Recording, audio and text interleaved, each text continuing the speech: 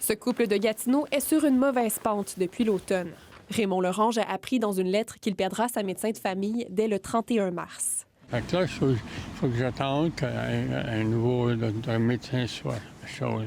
Sa mémoire et sa santé physique déclinent selon sa femme Francine, qui dit prendre soin de lui en plus de combattre un cancer.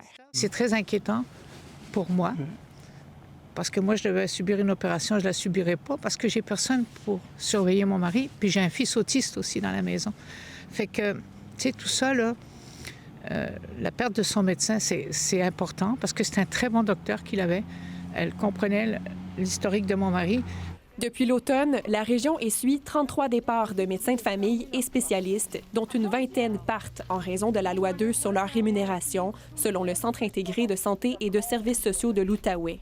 C'est moins que ce qui était prévu en décembre. Le département territorial de médecine familiale estime qu'il laisse 15 000 patients sans médecin.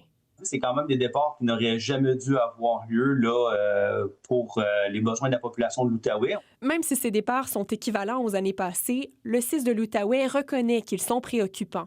Il précise que certains patients seront maintenant pris en charge par le guichet d'accès à la première ligne, qui permet notamment aux patients de consulter un professionnel de la santé dans un groupe de médecine familiale.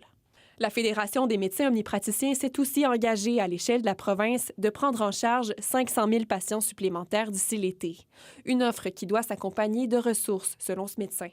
C'est beau de dire aux médecins, vous prenez 1000, 1500, 2000 patients de plus dans votre groupe, mais on a droit à, mettons, une infirmière de plus pour nous aider à suivre ces patients-là.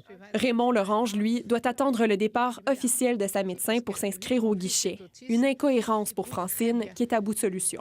Ils ne peuvent pas laisser les gens comme lui aussi graves. Moi, je ne peux pas le soigner. Là. Il y a des choses que je peux faire, mais il y a des choses que je ne peux pas faire. Elle espère qu'elle ne sera pas la prochaine à perdre sa médecin. Ici Anne-Charlotte Carignan, Radio-Canada, Gatineau.